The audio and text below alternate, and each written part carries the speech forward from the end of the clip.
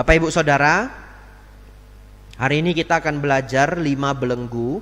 Dan nanti kita harus hafal semuanya, karena ini belajar kelas Dhamma. Nanti kita hafal. Kalau nggak dihafal besok lupa ya. Dari mana pelajaran 5 belenggu ini? Jadi Sang Buddha pernah mengajarkan Dharma kepada ibunda beliau. Dan ketika beliau mengajarkan Dharma untuk ibunda beliau mengajarkan 8 kualitas. Nah, salah satu di antara 8 kualitas itu adalah memahami 10 belenggu. Ya, jadi ada 8 topik Sang Buddha ajarkan kepada ibundanya. Siapa nama ibunda dari Sang Buddha? Sopo? Dewi Mahamaya? Ya, benar ya. Secara sejarah ya, benar secara sejarah. Maksudnya bagaimana? Tentu benar ya, itu adalah ibu kandung beliau. Tetapi Dewi Mahamaya meninggal hanya 7 hari setelah melahirkan beliau, betul? Artinya beliau tidak pernah ingat wajah ibu kandungnya sendiri. Lalu siapa yang merawat beliau? Dewi Mahapajapati. Kalau ada seseorang ibu kandungnya meninggal, kemudian dia dijaga oleh bibinya,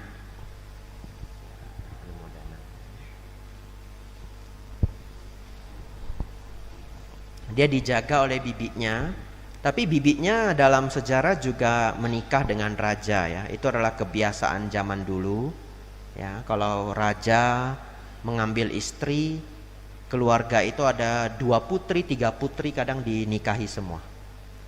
Jadi itu adalah resmi istrinya raja. Jadi siapa yang membesarkan Pangeran Siddhartha? Dewi Pajapati, betul ya? Nah, secara psikologis beliau pernah lihat ya, yang merawat beliau secara dalam kehidupan keseharian itu adalah Dewi Mahapajapati.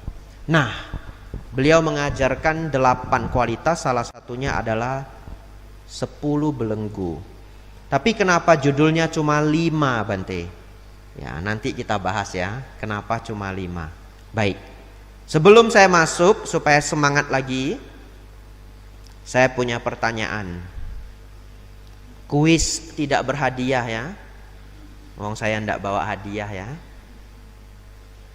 Ini ada yang mahasiswa STAB ada? Enggak ada ya? Ya, baik. Kuisnya begini. Contoh ya. Ada seseorang cukup memahami ajaran Sang Buddha.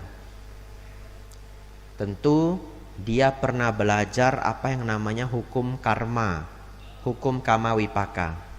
Nah, hukum kama wipaka itu seperti bagaimana barang siapa berbuat baik akan berbuah kebahagiaan, berbuat buruk akan berbuah penderitaan. Tapi ini orang, dia tahu hukum karma, tapi misalnya dia korupsi. Dan kadangkala ini beneran terjadi di kehidupan nyata ya. Ya, kadangkala ini benar terjadi di kehidupan nyata. Supaya jauh, kita ambil saja contoh negara tetangga. Negara itu negara Buddhis. Apakah di negara Buddhis ada korupsinya? Ya ada juga. Apakah yang korupsi itu nggak ngerti hukum karma? Ya ngerti. Tetapi kenapa korupsi? Nah, ini pertanyaannya. Tahu hukum karma, tapi kenapa masih mencuri? Kenapa masih korupsi?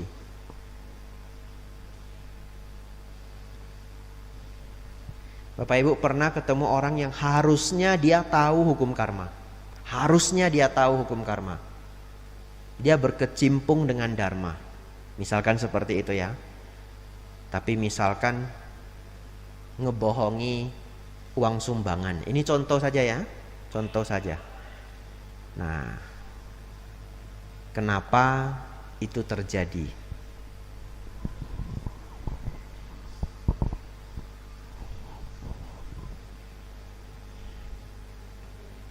Apa? Karena terbelenggu nafsu, betul ya. Ada lagi yang lain? Ibu apa? Betul. Kurangnya keyakinan ya. Terbelenggu nafsu, kurang keyakinan. Jadi jawaban gampangnya apa? Dia tidak benar-benar percaya. Betul enggak? Kalau seseorang benar-benar percaya hukum karma, tidak akan mungkin dia nyuri. Karena kalau dia nyuri, dia bodoh. Toh kalau nyuri sekarang, nanti di masa yang akan datang barang kita bisa saja hilang, betul ya? Ngapain kita mencuri kalau barang kita nanti akan habis, barang kita nanti akan hilang, atau harta kita akan berkurang, atau kita jadi susah cari nafkah. Untuk apa? Tapi dia tetap melakukan, kenapa? Tidak benar-benar percaya, atau bahasanya kurang keyakinan ya.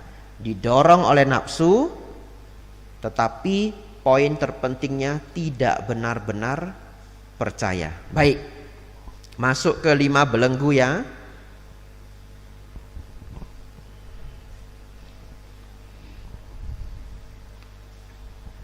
Kita hafal dulu ya. 5 belenggu rendah. Yang pertama, pandangan salah. Yang kedua, keraguan. Apa yang pertama? Pandangan salah. Yang kedua, keraguan. Yang ketiga, kemelekatan pada ritual ya. Kemelekatan pada ritual. Apa yang nomor 1? Pandangan salah ya. Untung masih ingat ya. Kalau sekarang aja lupa, apalagi besok ya. Ya, yang pertama pandangan salah. Yang kedua, keraguan. Yang ketiga, nah ada yang lupa toh? Nah, saya sering diceritakan umat, Bante, kenapa ya saya kalau dengar dharma besok sudah lupa. Waduh, sudah lupa, laporin ke saya lagi ya. Apa saya enggak sedih ya? Saya ceramah 40 menit, nyusunnya lama, gemetar-gemetar ya. Nah, besoknya lupa. Ya wajar ya, wajar. Sebenarnya walaupun lupa, kalau nanti kita dengar banyak yang teringat ya. Ya, nomor 3, kemelekatan pada ritual ya, kemelekatan pada ritual. Keempat, nafsu indra. Nafsu indra. Yang kelima, dendam dan dengki. Yang kelima, dendam dan dengki ya. Nanti minggu depan saya tanya lagi ya. Lah harus ingat ya. Baik, Bapak Ibu Saudara, yang pertama adalah pandangan salah. 5 ini sangat-sangat penting. Sangat-sangat penting. Nanti saya akan jelaskan kenapa sebegitu penting. Jadi kalau Bapak Ibu rodo ngantuk, kurang semangat, tegakkan semangat ya. Nah, biasa ceramah dharma saya kalau di YouTube banyak ketawanya. Tapi hari ini versi serius. Tapi penting ya, tapi penting. Baik. Yang pertama, pandangan salah. Berarti kalau ingin melenyapkan belenggu pandangan salah ini, kita harus punya pandangan benar. Bagaimana punya pandangan benar? Karena benar di sini belum tentu benar di sana, betul ya? Pemahaman benar setiap orang bisa saja berbeda. Yang benar itu seperti apa? Dan ini harus mengikuti standarnya Sang Buddha, bukan standarnya kita. Kalau standarnya kita, kalau ngeyel ya benar semua. Ya toh, orang ngeyel kan benar semua. Nah, itu mobil kuda, bukan. Itu panter, misalkan begitu ya. Kuda, panter, kata temannya. Mitsubishi itu, lihat Mitsubishi. Karena tadi pas saya datang kemari nampak Mitsubishi kuda. Nah, Mitsubishi kuda, itu Mitsubishi. Terus karena kepengen tahu ya, agak dikencengin mobilnya. Sebegitu sudah sampai, ada tulisan apa? Mitsubishi. Tapi saking ngeyelnya temannya, apa kata temannya? Nah itu toh Mitsubishi Panther. Nah itu kalau orang ngeyel begitu, nggak pernah salah. Lah sudah Mitsubishi Panther. Nah, jadi baik. Hari ini kita banyak menghafal. Jadi bagus juga banyak menghafal. Jadi Bapak Ibu tahu bagaimana suasana ketika kami para biku belajar Dharma. Ya dulu kami masih samanera, bahkan sekarang sebagai biku. Kalau ikut kelas Dhamma yang ngajar para biku, yang belajar para samanera, suasananya seperti apa? Banyak menghafal. Sangat banyak menghafal. Ya, baik. Dikatakan pandangan benar apabila seseorang memahami setidak-tidaknya 3 hal. Berapa hal? 3. Yang pertama, memahami baik dan buruk. Sederhana kedengarannya, baik dan buruk. Tapi belum tentu loh semua orang memahami apa yang baik itu. Kalau ada seorang anak kecil lahir di desa pencuri. Apa maksudnya desa pencuri? Desa itu banyak pencuri. Dan umum. Di Indonesia juga ada desa-desa yang banyak melahirkan pencuri. Dan umum. Tetangga juga sudah biasa gitu. Pada tahu. Rumahnya itu spare part mobil semua. Spare part mobil. Curian. Tetangga juga tahu dia ndak ada mobil. Nggak buka bengkel. Tapi kalau kita masuk, kaca spion cuma sebelah, kan begitu ya. Tetangga tahu, tapi sudah kebiasaan. Kalau ada seorang anak kecil dari kecil lahir di sana, ikut kebiasaan orang-orang yang mencuri ini satu kelompok, setelah dia remaja umur 13 tahun, bagi dia mencuri salah apa enggak? Enggak. Karena kalau enggak mencuri enggak makan. Betul ya? Bagi anak kecil ini. Jadi baik dan buruk bagi dia itu berbeda. Kalau bagi kita baik itu jangan mencuri, bagi dia mencuri itu baik. Karena kalau enggak mencuri enggak makan. Jadi baik dan buruk itu beda tempat bisa beda arti. Tapi kita enggak boleh pakai artinya orang lain. Harus pakai maknanya Sang Buddha. Apa itu baik? Perbuatan yang membawa manfaat bagi diri sendiri, bermanfaat bagi makhluk lain. Tidak merugikan diri sendiri, tidak merugikan makhluk lain. Saya ulangi ya. Perbuatan yang bermanfaat bagi diri sendiri, bermanfaat bagi makhluk lain. Tidak merugikan diri sendiri, tidak merugikan makhluk lain. Ini 4 syarat ini disebut baik. Jadi kalau Bapak Ibu mau melakukan sesuatu yang baik, gampang, renungkan saja. Bermanfaat enggak bagi saya?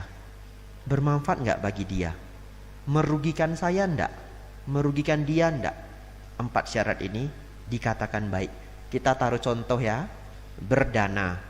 Bapak Ibu dana makan untuk para biku, datang bawa nasi goreng. Sederhana sekali. Bermanfaat bagi bikunya? Bermanfaat. Bagi kita bermanfaat? Bermanfaat. Menanam karma baik. Ada diri kita dirugikan? Enggak ada. Diri beliau dirugikan? Enggak ada. Perbuatan baik. Ya. Sekarang bagaimana perbuatan buruk itu? Merugikan diri sendiri dan merugikan makhluk lain. Sebegitu merugikan diri sendiri atau makhluk lain disebut perbuatan buruk. Jadi kalau seseorang paham ini saja, baik dan buruk saja, tapi dia nggak pernah diajari Pancasila Buddhis misalkan, dia juga tidak akan melanggar satupun Pancasila Buddhis. Itu luar biasanya. Memahami baik dan buruk saja, Pancasila Buddhis itu tidak dilanggar. Loh kok bisa Bante? Dia mau nyuri bunga ini, ada nggak yang dirugikan? Ada. Wong yang rangkai setengah mati, betul ya? Nah ini kan bunga segar toh. Nah siapa yang rangkai tadi? Nah, ndak ada yang ngaku ya. Ya, anumodana ya, sudah dirangkai sebegitu bagus. Ada sendal mau kita curi, begitu mau dicuri, ada yang dirugikan kalau sendal kita curi? Ada. Tahu itu perbuatan buruk, kita stop. Apalagi membunuh, apalagi selingkuh, apalagi menipu. Sudah jelas sekali itu merugikan orang lain. Jadi kalau kita tahu definisi makna dari buruk saja, semua Pancasila Buddhis itu sudah nggak akan kita langgar. Tapi kenapa Sang Buddha masih mengajarkan Pancasila Buddhis? Supaya jelas, betul ya? Karena kalau hanya memahami baik dan buruk, khawatirnya belum jelas, dijelaskan lagi oleh Sang Buddha. Yang kedua, paham hukum kama wipaka. Paham apa Bapak Ibu? Ini yang keberapa? Kedua ya. Yang pertama apa? Nah sudah lupa? Wah pulang saya ya. Atau minum kopi dulu? Kalau minum kopi sekarang tidak bisa tidur nanti. Yang pertama apa? Memahami baik dan buruk. Yang kedua, memahami hukum kama wipaka. Apa itu hukum kama wipaka? Bapak Ibu Saudara, mengetahui ketika seseorang melakukan perbuatan baik akan berbuah kebahagiaan. Melakukan perbuatan buruk berbuah penderitaan. Begitu ya? Berbuat perbuatan baik berbuah kebahagiaan. Berbuat perbuatan buruk berbuah penderitaan. Dan kita tadi sudah belajar baik dan buruk. Ya, sekali lagi biar hafal ya. Berbuat perbuatan baik berbuah kebahagiaan. Melakukan perbuatan buruk berbuah penderitaan. Nah, memahami ini disebut memahami hukum kama wipaka. Dengan keyakinan, dengan pemahaman. Yang ketiga, memahami 4 kebenaran mulia. Ini tidak saya urai dengan lengkap, karena kalau saya urai lengkap, Dhamma kelasnya selesai jam 10.30 nanti. Ya.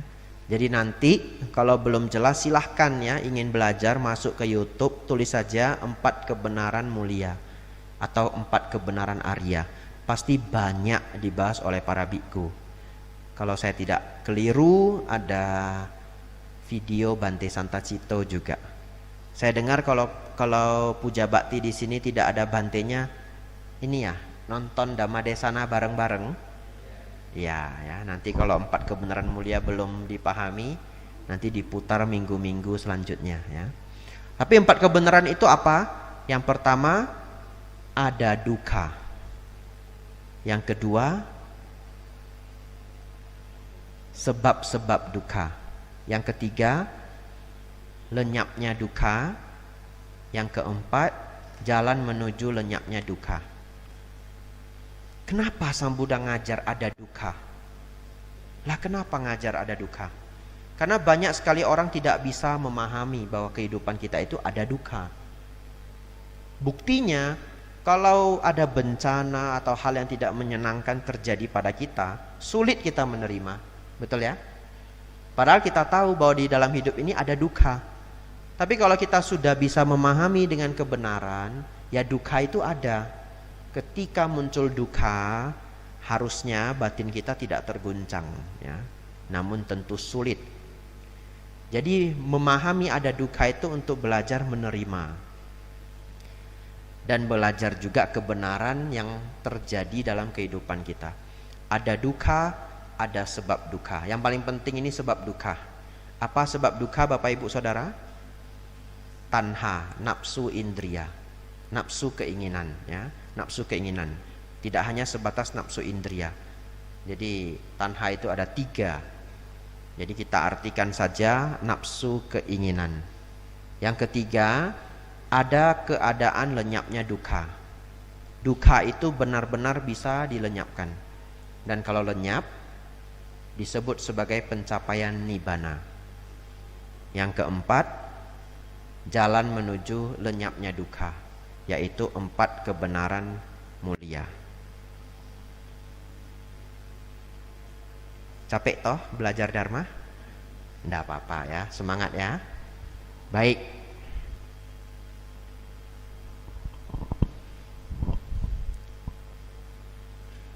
Pertanyaannya, bagaimana ketika seseorang disebut masih memiliki pandangan salah? Apabila dia belum memahami 3 hal, betul? Apa yang pertama Bapak Ibu? Memahami baik dan buruk. Yang kedua, memahami hukum kama wipaka. Yang ketiga, 4 kebenaran mulia, ya. Jadi kalau seseorang memahami baik dan buruk, memahami kama wipaka, memahami 4 kebenaran mulia, maka belenggu yang pertama ini hancur. Susah Bapak Ibu? Susah ya. Buktinya baru 1 Bapak Ibu sudah lemas, lihat. Nah itu nah itu namanya belenggu toh. Masih ada 9. Waduh. Semangat ya. Baik. Itu belenggu yang pertama. Belenggu yang kedua.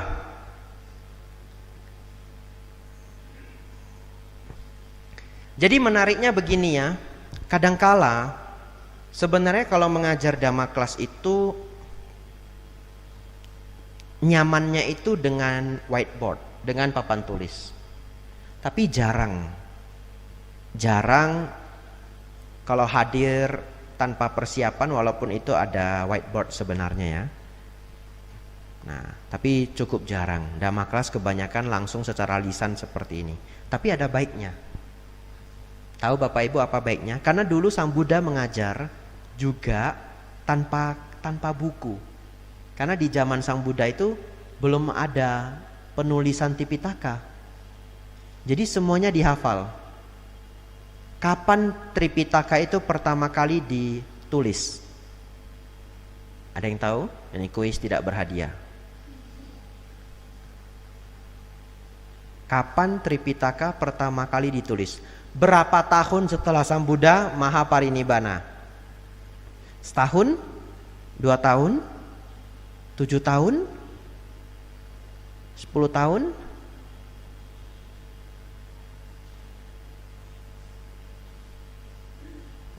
Tidak ada yang mau mencoba menjawab karena tidak ada hadiahnya.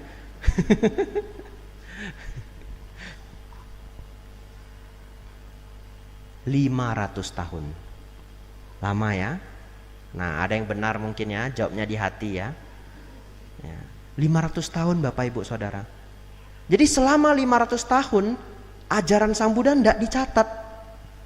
Terus belajarnya gimana? Dihafal. Sang Buddha ngajar, para biku ngafal. Lalu ketika para biku ngajar, umat Buddha ngafal. Betul ya? Nah, jadi kalau hari ini saya mengajar, Bapak Ibu ngafal, sudah benar ya? Nah, sudah benar. Itu memang tata cara yang dilakukan Sang Buddha 2600 tahun yang lalu. Nah, jadi dengan tidak ada whiteboard, ada baiknya juga. Mau tidak mau Bapak Ibu harus hafal. Begitu ya? Belenggu yang kedua. Pasti sudah lupa, coba opo. Keraguan ya. Wah, Ibu hebat Ibu ya, masih ingat ya. Baik. Keraguan ini unik. Saya lanjut pertanyaannya. Tadi kan kita cerita ada orang ngerti hukum karma tapi masih mau mencuri, masih mau korupsi. Ngerti dia hukum karma, pernah dia belajar dharma, tapi dia masih mau korupsi. Tadi jawaban kita adalah karena dia tidak benar-benar yakin hukum karma, betul? Sekarang pertanyaan selanjutnya, kenapa dia tidak benar-benar yakin hukum karma? Karena, ini tak jawab saja ya. Nah, jadi saya nanya sendiri, jawab sendiri Bapak Ibu. Karena dia tidak benar-benar yakin Sang Buddha mencapai pencerahan. Itu salah satunya. Dia bisa saja punya pemikiran lain. Tapi kalau dia benar-benar yakin Sang Buddha mencapai nibbana, mencapai lenyapnya kotoran batin, maka pasti apapun nasihat Sang Buddha dia dengarkan. Betul ya? Nah, kadangkala kita diberi nasihat oleh teman kita, tapi kita tidak mau dengar. Kenapa? Karena kita tidak yakin bahwa dia pernah berhasil. Tapi kalau kita lihat dengan mata kepala kita sendiri dia pernah berhasil, dia ngajari kita, kita pasti dengar, betul ya? Tapi kita tidak pernah lihat dia berhasil, tapi dia ngajari. Kamu kalau nanam stroberi itu harusnya pakai begini, pakai begini, pakai begini. Lah dia aja nggak punya ladang ya. Kita nggak yakin gitu. Tapi padahal ternyata dia sudah nanam stroberi, cuma kita nggak tahu. Dia hidroponik, ya nanamnya di belakang rumah. Contoh ya. Ini karena pas tadi saya lewat banyak itu ladang stroberi petik sendiri katanya. Nah, petik sendiri, bayar sendiri begitu ya. Ya, Bapak Ibu Saudara, yang kedua belenggu pada putu jana, orang yang belum mencapai kesucian, adalah keraguan. Keraguan ini apa? Dimulai dari tidak yakin Sang Buddha mencapai penerangan sempurna, ya. Karena dia tidak yakin Sang Buddha mencapai penerangan sempurna, dia juga jadi tidak yakin dengan ajarannya, juga tidak yakin dengan orang-orang yang mengajarkan atau mempelajari ajaran tersebut. Disimpulkanlah ragu pada Buddha Dhamma Sangha. Ini belenggu yang kedua. Bante, kenapa hari ini kita belajar belenggu? Karena kalau nggak tahu manfaatnya, barangkali semangatnya kurang.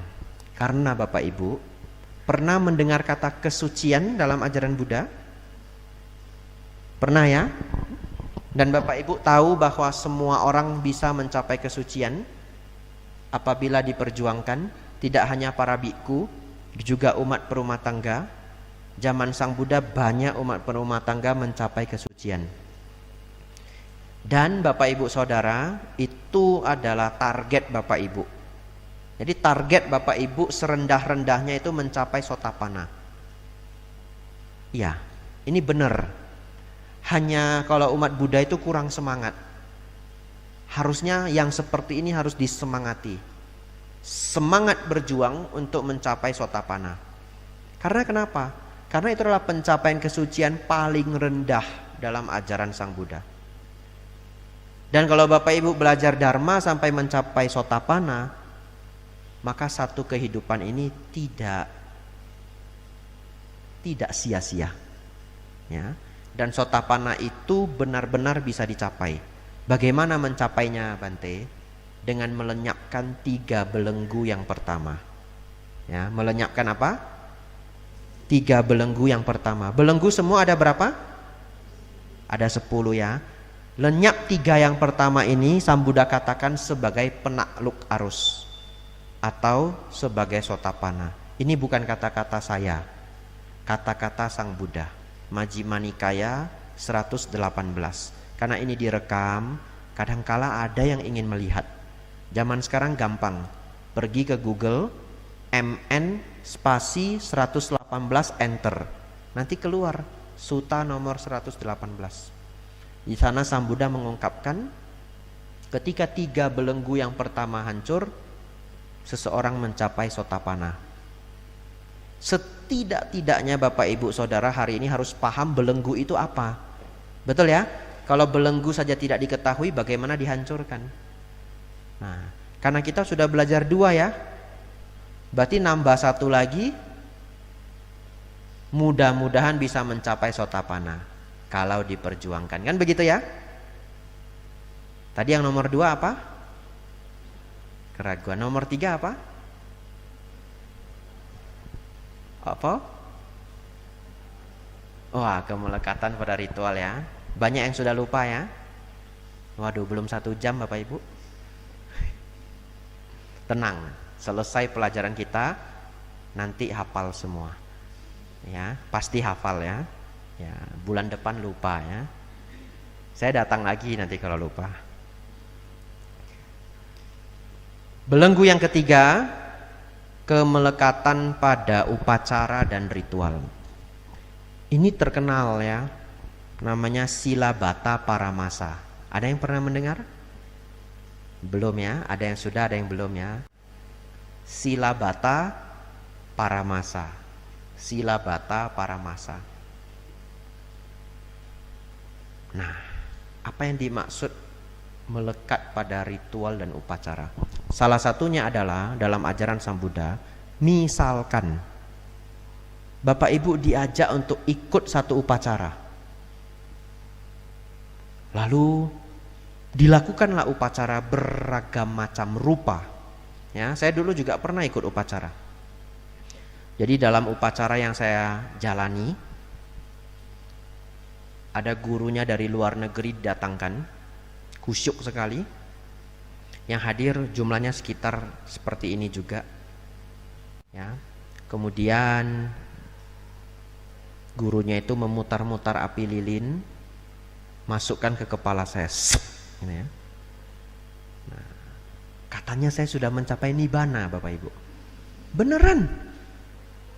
Jadi selesai semuanya dilakukan ritual itu, semuanya tepuk tangan, selamat, selamat.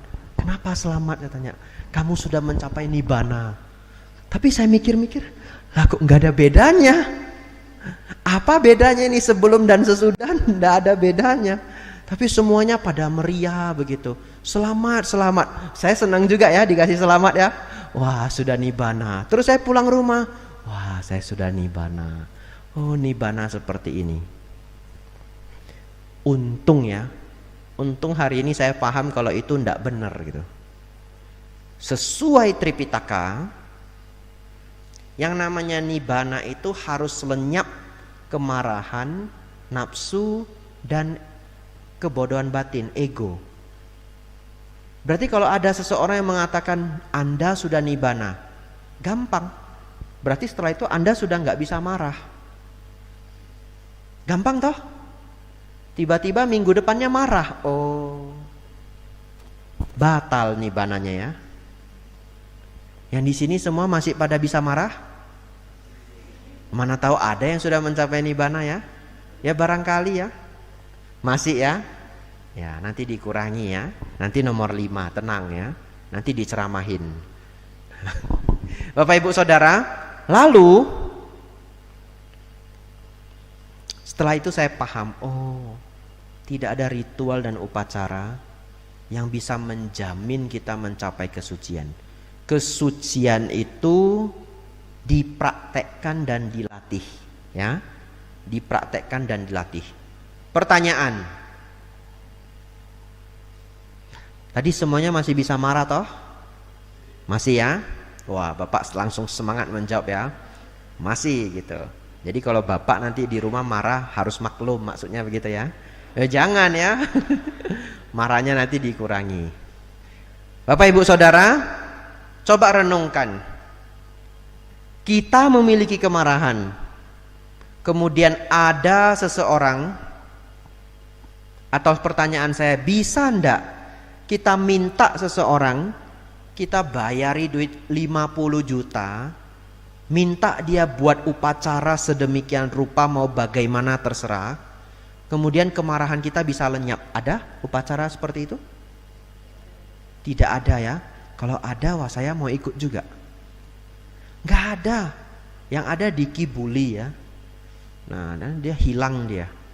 Nah, jadi Bapak Ibu Saudara, tidak bisa kita bayar seseorang untuk buat upacara, ritual apapun untuk mengurangi kemarahan kita.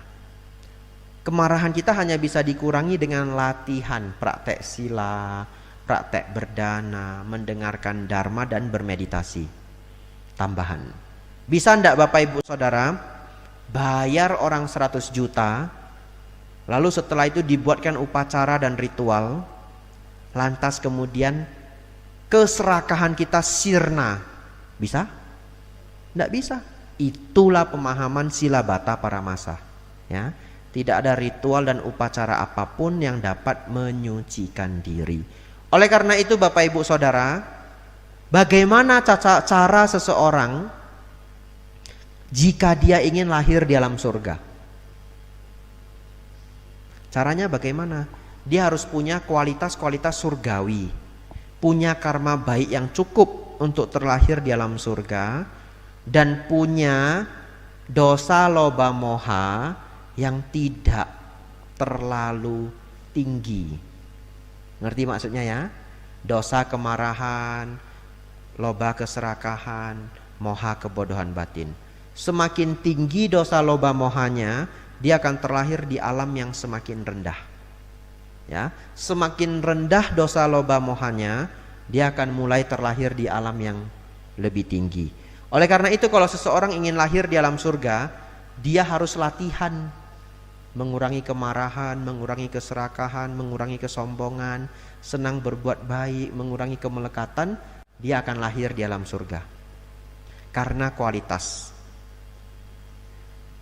Bapak Ibu Saudara, kalau tadi saya memberitahu bahwa kalau kita bayari orang 50 juta, bayari orang 100 juta pun tidak akan bisa mengurangi kemarahan dan keserakahan kita, berarti juga tidak ada upacara dan ritual apapun yang bisa membawa Bapak Ibu lahir di alam surga. Ngerti maksudnya ya? Nanti direnungkan. Kalau Bapak Ibu ingin masuk surga, bagaimana caranya? Salah satunya praktek sila dengan baik. Pernah setelah mengambil sila, para bante mengatakan silena sugating yanti. Pernah dengar?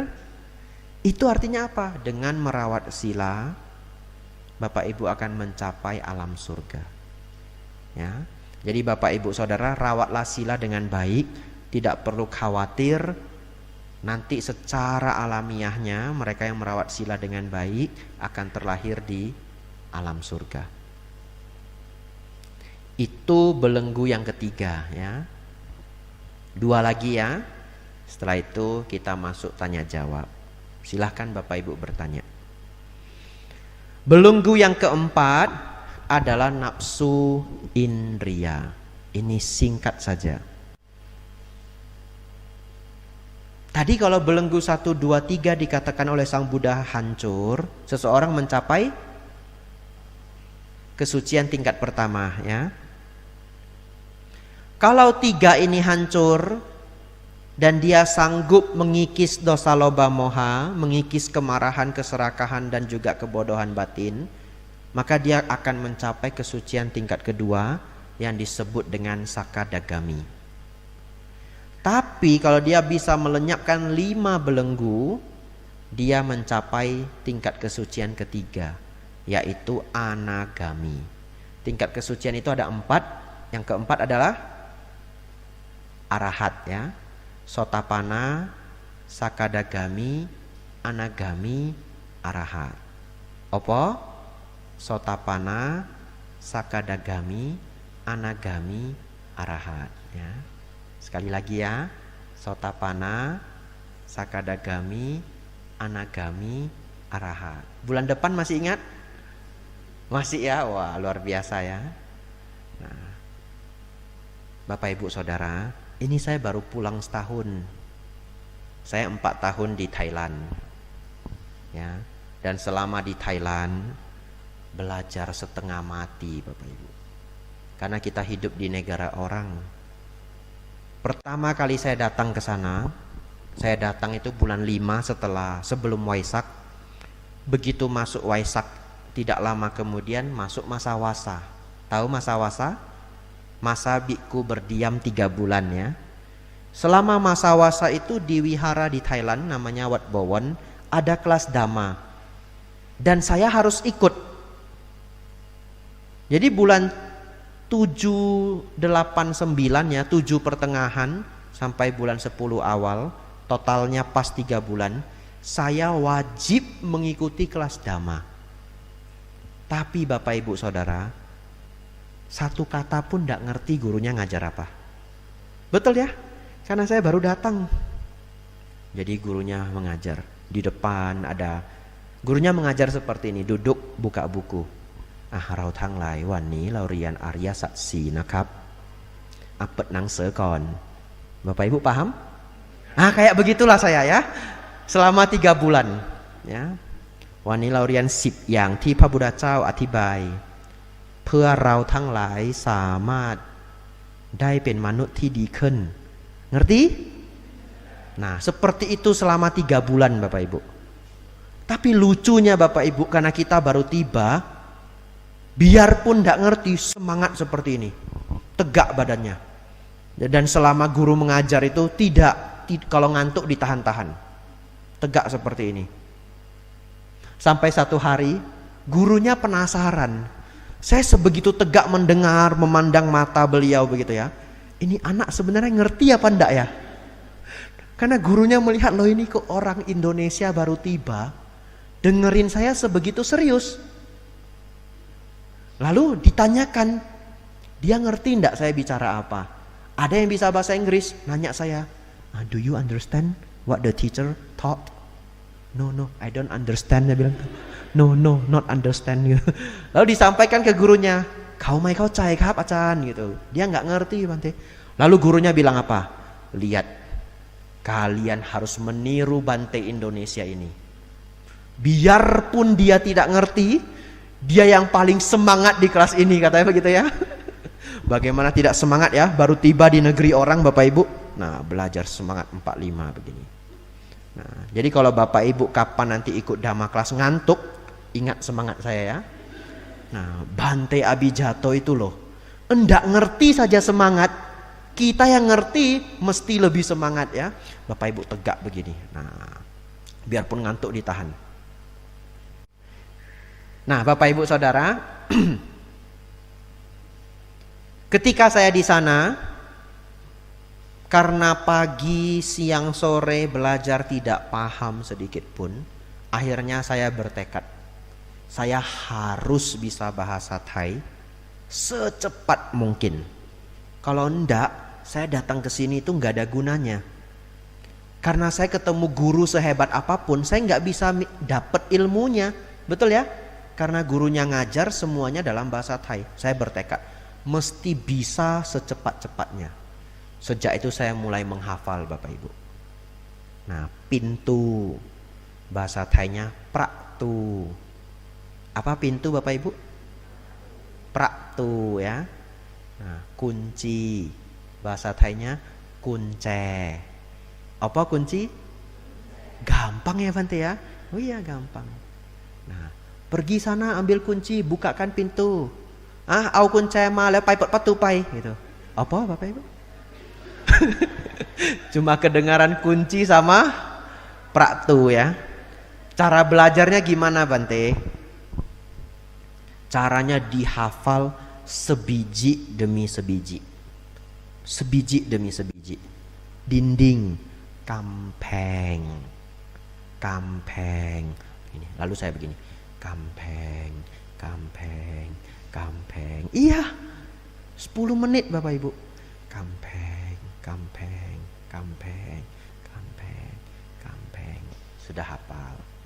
Jam, itu jam dinding. Nalika, nalika, nalika, nalika, nalika, nalika, nalika, nalika, nalika. Bunga ya. Dok mai. Nadanya harus pas. Dok mai, dok mai. Saya hafal 10 menit. Sudah habis setengah jam ya. Betul ya? Terus baca lagi. Nanya ini, kayak kita belajar waktu SD. Ditutup gitu ya. Dinding. Apa ya dindingnya? Tadi ngapal 10 menit sia-sia Bapak Ibu. Itu saking susahnya. Sudah ngapal 10 menit sia-sia. Diintip. Depannya K. Kampeng. Ingat ya? Nah, kampeng. Nah, setelah ingat hafal lagi 3 menit. Kampeng, kampeng. Kadang sudah bosen sambil jalan ke sana kemari. Kampeng, kampeng ya. Nanti Bapak Ibu tidur mimpi Bapak Ibu. Kampeng, kampeng. Apa jam dinding? Nalika. Apa bunga? Dok mai ya. Dok mai. Apa kunci? Pintu apa? Wah, berbakat semua ya. Minggu depan kelas bahasa Thai saja ya. Ya. Jadi Bapak Ibu Saudara, sulitnya adalah ternyata kalau ngafal 5 itu enggak terlalu sulit. Praktu, kunce, kampeng, nalika, dok mai. 5 ya. Kalau 50 gimana? Ternyata kalau ngafal 50 ini kepala panas seperti genset itu. Beneran. Saking capeknya menghafal ini panas sekali. Jadi pas jam makan siang terima dana makan itu saya udah nggak ngomong apa-apa. Terima, mukanya lesu begini. Kenapa? Dari pagi saya sudah menghafal. Targetnya satu hari 100 kosakata. Nggak pernah dapat. Dapatnya cuma 70. Ya enggak apa-apa ya. Targetnya 100 dapat 70. Kadang 65. Kadang saking semangatnya Bapak Ibu, saya nyetel alarm itu jam 4 pagi bangun. Saking semangatnya, badan saya ini bangun 2:30 dan gak mau tidur lagi.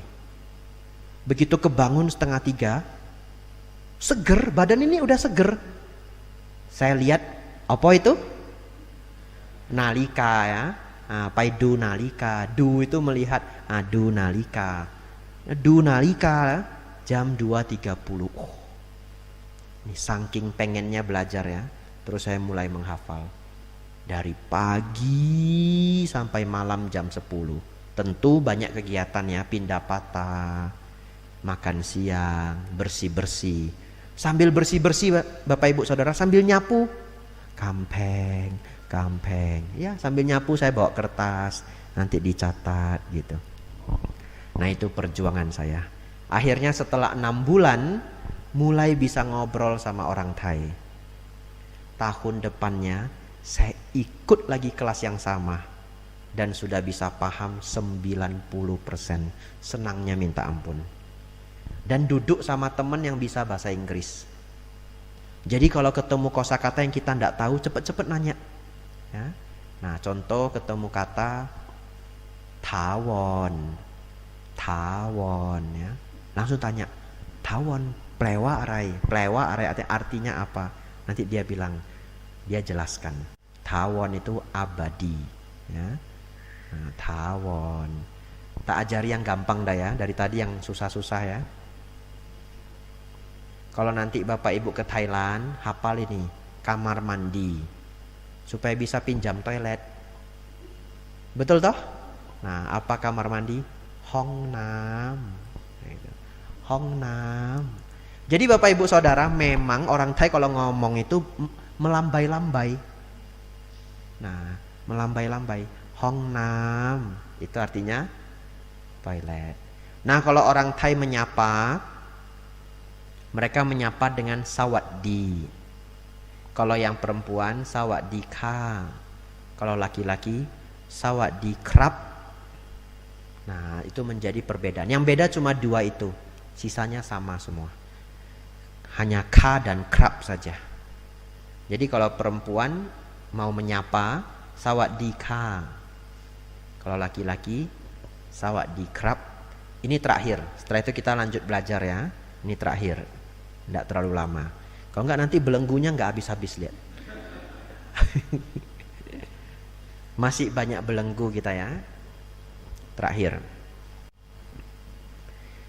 Unik sekali di bahasa Thailand, kata ka untuk perempuan dan krap untuk laki-laki juga artinya iya atau setuju. Contoh ya, kalau ditanyakan, besok kamu berangkat sekolah jam 8 ya? Iya. Kalau bahasa Thainya apa? Kap atau krap gitu ya. Kalau formalnya krap, tapi kalau bahasa sehari-hari R-nya hilang. Kap gitu. Besok kamu dijemput papa ya? Kap artinya iya.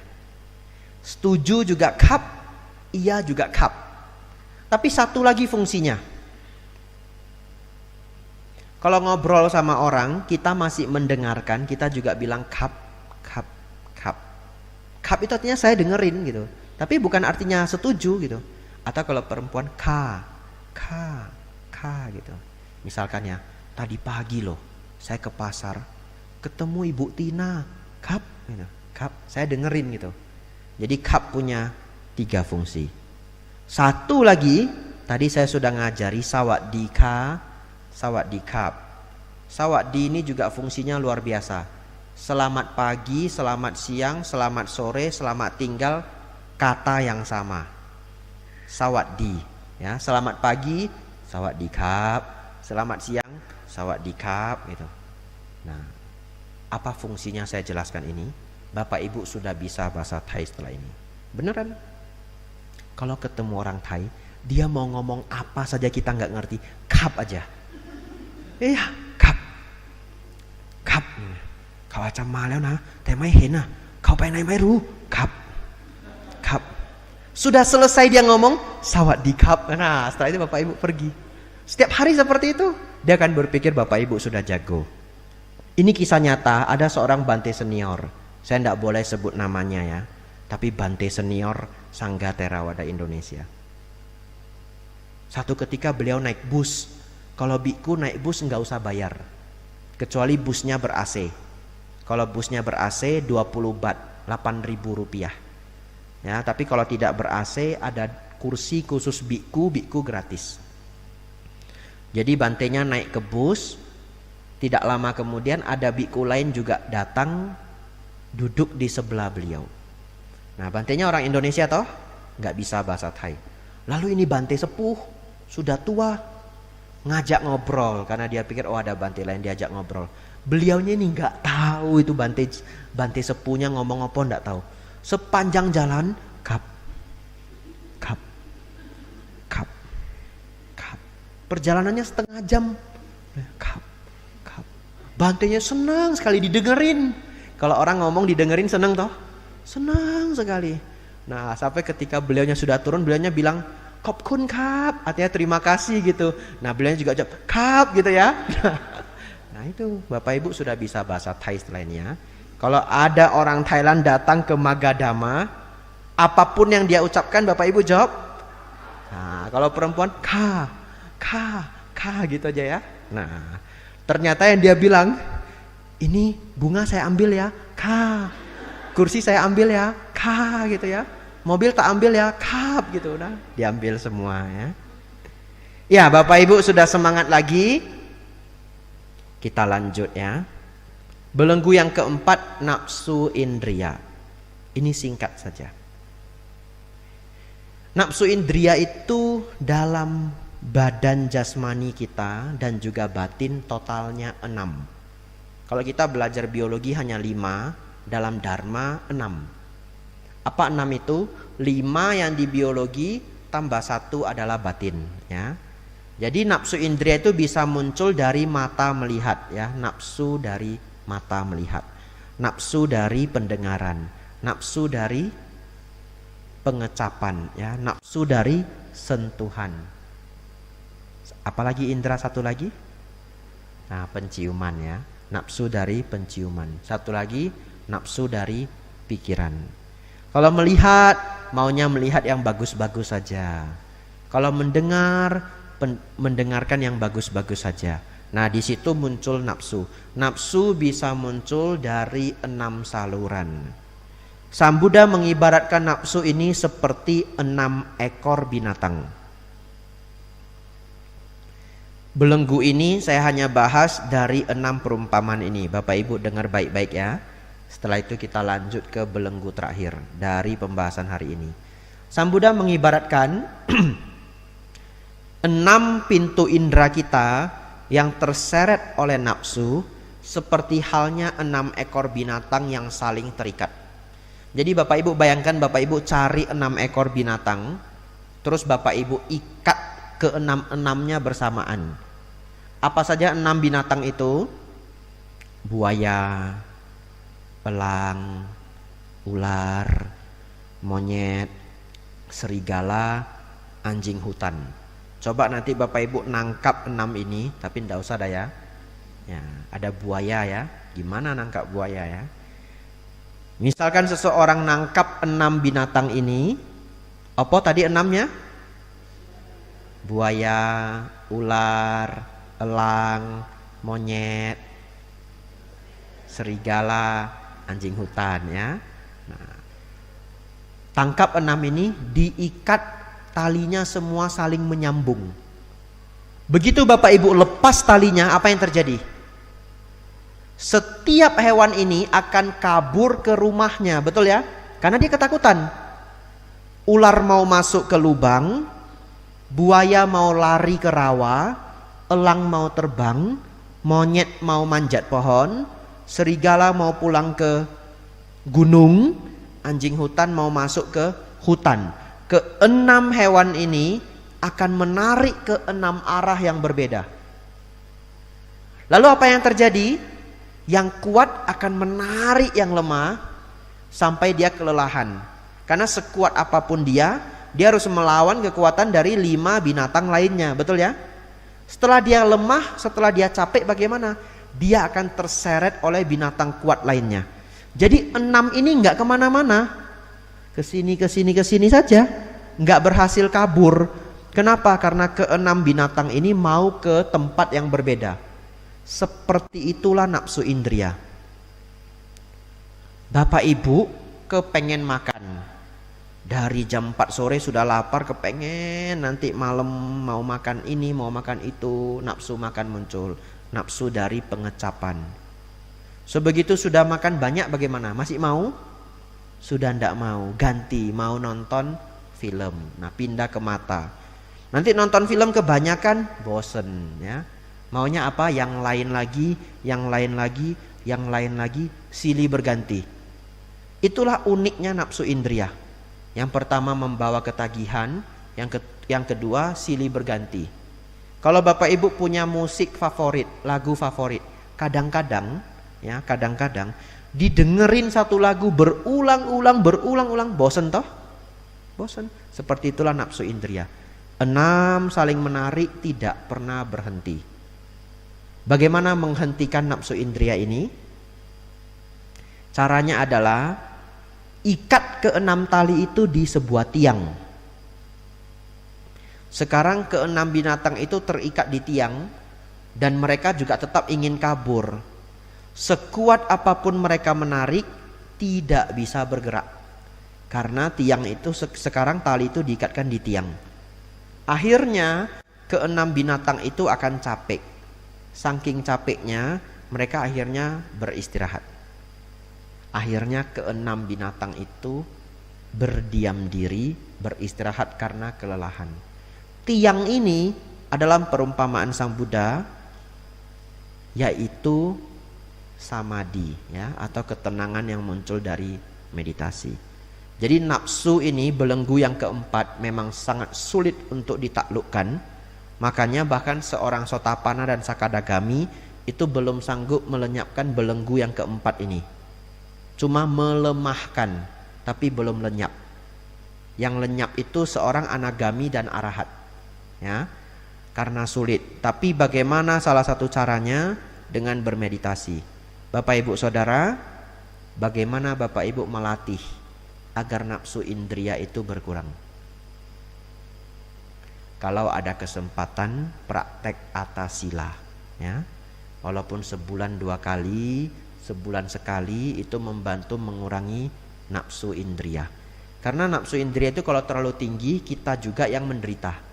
Kalau nafsu indria itu sudah melemah, hidup sangat jauh lebih damai batinnya ya. Jadi Bapak Ibu kalau ada waktu dan kesempatan, prakteklah atasila, sebulan sekali baik, sebulan 2 kali baik ya. Bante, kalau hari uposata kebetulan saya selalu kerja. Gimana saya atasila kalau pas saya kerja? Atasilanya hari Minggu saja ya.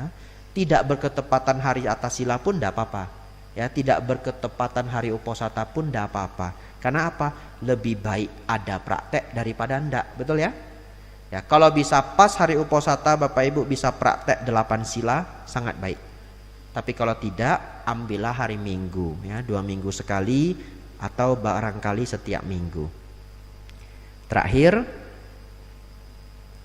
apa belenggu yang kelima? Lupa ya? Wajar ya, wajar lupa. Karena kalau mau ingat harus hafal keraguan 10 menit ya. Nah kan ini hari ini kita belajar 5 belenggu. Ya sudah, setiap bulirnya kita hafal 10 menit. Selesai 50 menit. Dhamma kelas selesai ya. Nah, hafal pandangan salah 10 menit. Keraguan 10 menit ya. Yang ketiga, kemelekatan pada upacara dan ritual. Yang keempat, nafsu indria. Yang kelima, dendam dan dengki ya, atau kemarahan dan kedengkian. Ya, ini jelas sekali Kemarahan dan kedengkian itu jelas sekali, bahkan tidak dijelaskan pun kita tahu. Bapak Ibu pernah marah? Pernah ya? Manusia pada umumnya pernah iri hati? Pernah ya? Apakah banyak, apakah sedikit ya? Ya. Pada seorang anagami, kesucian tingkat ketiga, dendam dan dengki ini hancur. Jadi seorang anagami itu tidak ada kemarahan sedikit pun, tidak bisa iri hati sedikit pun. Apalagi seorang arahat ya. Ya, itu pembahasan 5 belenggu kita hari ini. Bapak Ibu Saudara, ini terakhir ya. Setelah ini kita selesai dhamma kelas kita. Tidak terasa hampir setengah jam, hampir sudah 1,5 jam ya. Kita ingat kembali 5 belenggu ini ya. Kita hafal karena sangat penting. Bapak Ibu belajarlah untuk melenyapkan 3 yang pertama agar Bapak Ibu bisa mencapai sotapanna.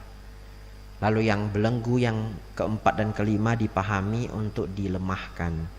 Ya, sangat sulit untuk mencapai tingkat anagami. Mau menghancurkan kemarahan itu sangat sulit. Hanya bisa dihancurkan melalui meditasi. Ya. Jadi umat berumah tangga biasanya cukup sulit melakukan ini karena sibuk bekerja. Ya, karena sibuk bekerja, jam meditasinya tidak tinggi. Nah, tapi setidaknya berjuanglah untuk mencapai tingkat sotapanna. Seorang sotapanna itu pasti akan mencapai nibbana paling lama 7 kehidupan. Ya. Jadi sebenarnya kalau seseorang mencapai sotapanna ya pasti mencapai nibbana gitu. Secara sederhananya ya mencapai sotapanna bisa dikatakan seperti pencapaian nibbana yang tertunda. Orang sudah sotapanna paling lama 7 kehidupan akan mencapai nibbana secara alamiahnya. Ini pernyataan Sang Buddha di dalam Tipitaka. Ya. Tapi tidak mesti 7 kehidupan ya. Bisa 2 kehidupan, bisa di kehidupan ini, tapi paling lama 7 kehidupan. Tingkat kesucian kedua, sakadagami, paling lama 1 kehidupan. Jadi 1 kali terlahir lagi. Kata sakadagami itu artinya kembali sekali lagi. Jadi dia akan terlahir sebagai manusia sekali lagi. Kesucian tingkat ketiga tadi apa namanya? Anagami. Artinya tidak kembali lagi. Jadi seorang anagami itu sudah tidak bisa lahir di alam manusia. Dia pasti lahir di alam Brahma. Kenapa tidak bisa lahir di alam manusia Bapak Ibu? Tahu kenapa? Ada nggak manusia yang lahir dari bayi sudah nggak bisa marah? Ada? Nggak ada loh. Semua bayi itu baru lahir sudah pinter marah. Kalau kepanasan dia ngamuk. Kalau kelaparan dia ngamuk. Kan begitu ya? Dan tidak ada manusia yang terlahir tidak ada nafsu indria, itu nggak ada. Jadi kalau Bapak Ibu sudah melenyapkan nafsu indria, melenyapkan kemarahan, Bapak Ibu pun tidak bisa lahir di alam manusia. Kondisinya tidak ada. Jadi tertutup semua kelahiran alam rendah. Karena semua kelahiran alam rendah itu memiliki nafsu indria dan kemarahan. Apa saja alam yang tertutup itu? Alam binatang, alam neraka, alam hantu, alam manusia, dan 6 tingkat alam dewa nafsu. Jadi kalau Bapak Ibu melenyapkan belenggu keempat dan kelima, Bapak Ibu mencapai anagami. Karena Bapak Ibu pun tidak bisa lagi kembali di alam nafsu. Makanya disebut anagami yang artinya tidak kembali lagi. Jadi kalau ada yang nanya anagami tidak kembali lagi, tidak kembali kemana? Tidak kembali ke alam nafsu. Dia lahir di alam Brahma dan akan mencapai nibbana di alam tersebut. Ya, baik. Kita hafal 3 belenggu yang pertama, yang kalau dilenyapkan seseorang mencapai sotapanna. Yang pertama apa Bapak Ibu? Pandangan salah. Apa Bapak Ibu? Pandangan salah. Yang kedua, keraguan. Yang kedua, keraguan. Yang ketiga, kemelekatan pada ritual. Yang ketiga, kemelekatan pada ritual. Apa yang kedua? keraguan. Oh hebat ya, sudah hafal ini ya. Lalu bisa melenyapkan yang keempat dan kelima, seseorang mencapai anagami ya. Apa yang keempat? Nafsu indria. Apa yang keempat? Nafsu indria. Yang kelima, dendam dan dengki ya. Dendam dan juga kemarahan ya. Jadi kemarahan dan kedengkian. Kemarahan dan kedengkian. Kemarahan dan kedengkian. Itu 5 belenggu dari 10 sebenarnya. Jadi kalau ingin mencapai arahat masih ada 5 lagi. 5 lagi apa? Saya sebutkan saja ya, tidak saya bahas ya. Yang keenam, nafsu akan keberadaan materi. Yang ketujuh, nafsu akan keberadaan non materi.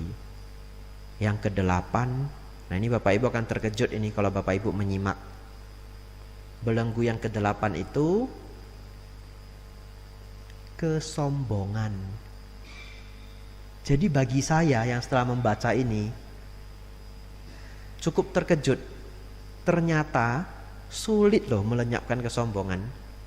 Coba renungkan. Seorang anagami pun masih bisa sombong. Lucu enggak?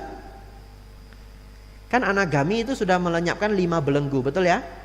Kemarahan sudah lenyap. Dendam sudah lenyap. Dengki sudah lenyap. Tapi masih sombong. Jadi kalau Bapak Ibu satu ketika ketemu orang, sabar, gak gampang marah, tapi kok rada sombong ya. Nah Bapak Ibu sudah tahu, karena kesombongan itu sulit dilenyapkan ya. Bahkan di sini adalah belenggu nomor 8. Tapi jangan mulai besok Bapak Ibu jadi boleh sombong. Lah kata Bante Abijato, sombong itu susah dilenyapkan. Saya agak sombong ya kamu maklum, jangan begitu ya. Ya, nomor 9 kegelisahan, nomor 10 ketidaktahuan, kedunguan ya. Tapi ini harus dibahas panjang ya. Jadi seseorang ingin mencapai arahat, dia masih punya 5 tugas lagi untuk dilenyapkan. Hari ini Bapak Ibu setidak-tidaknya sudah mengetahui apa itu 5 belenggu rendah. Belenggu semuanya 10. Yang 5 pertama disebut 5 belenggu rendah. 5 yang terakhir itu disebut 5 belenggu tinggi. Setidak-tidaknya Bapak Ibu ingat nomor 8 adalah kesombongan. Jadi mulai besok ketemu orang sombong nomor 8. Ya, begitu ketemu orang sombong dia nomor 8. Gitu kodenya ya. Ya, oh dia nomor 8. Waduh, gara-gara saya ini muncul istilah baru ya. Ya, kadang saya pakai juga ya. Ke teman-teman saya yang sudah saya ajari 10 belenggu ini. Bante dia orangnya bagaimana? Ya agak nomor 8 ya. Ya Bapak Ibu Saudara, demikian pelajaran kita hari ini pas 8.30, 1,5 jam. Luar biasa Bapak Ibu menyimak sampai akhir. Tidak gampang mendengarkan dhamma kelas yang cukup mendalam ya, walaupun perjuangan. Tadi ada beberapa saat Bapak Ibu mulai ngantuk ya, saya masukkan cerita supaya Bapak Ibu semangat lagi. Ngantuk lagi, saya ajak menghafal bahasa Thai supaya semangat lagi. Nah, jadi Bapak Ibu enggak tahu toh kenapa saya kasih cerita-cerita, karena saya lihat Bapak Ibu mulai ngantuk ya. Nah, apa itu jam dinding? Nalika ya. Pintu apa? Praktu ya. Kunci apa? Dinding apa? Kampeng ya. Nah, satu yang susah coba, ada nggak yang masih ingat? Bunga apa? Oh waduh pada hafal ya, waduh berbakat semua ya. Ya mari semoga Bapak Ibu senantiasa berbahagia, semakin maju dalam dhamma. Sabbe sata bawantu sukitata,